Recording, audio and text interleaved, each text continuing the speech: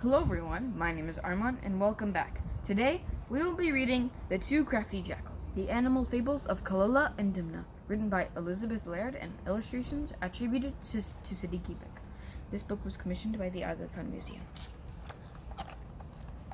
The Frog, the Crab, the Snake, and the Weasel.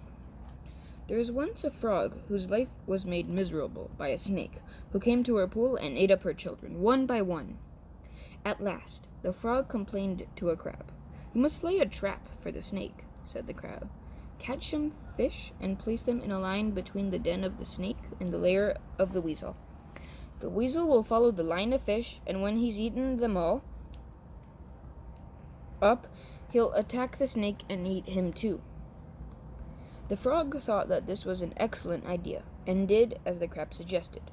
But when all the fish were gone, the frog thought her plan had worked. But though the weasel had enjoyed the fish, he did not want to risk attacking the snake. The next day, when he was hungry again, the weasel went to see if there was any more fish that appeared. But when he came to the pool, he caught sight of a frog and ate her and the rest of her children until all of them were gone. "And the moral of the story is this," the old man said, shaking his finger at his son.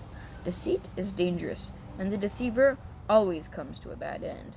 "Oh, please, father, just help me this once," begged Sharpwit. "I promise it's the last time I'll swindle anyone."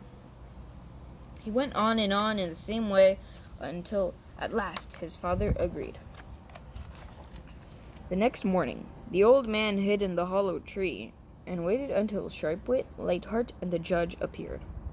"Well, Tree," asked the judge, feeling a little silly talking to a tree, "did you see who took the gold?" "Oh, yes," hooted Sharpwit's father in his spooky voice. "It was that wicked Lightheart who did it." The judge was no fool, however. "Light a fire under this tree," he told his servants. So they lit a fire under the tree, and Sharpwit's father burst out of it, choking from the smoke and half burned up. "I confess," he croaked, "it was all the fault of my son, Sharpwit. He made me help him swindle you." Then he fell down and died. The judge condemned Sharpwit heartily, while Lightheart recovered his money and went away a happy man. "That's the sort of thing that can happen when you deceive people," Khalila said severely when the story was ended. As Sharpwit's father told him, "The deceiver never wins out in the end." "I'm not scared of anything," said Dimnah boldly. "I've been very clever, and nothing bad will happen to me. I may be two-faced, but what of it? A rose has two sides, but it's the most beautiful flower in the garden. A nib is split up in the middle, but it writes valuable words."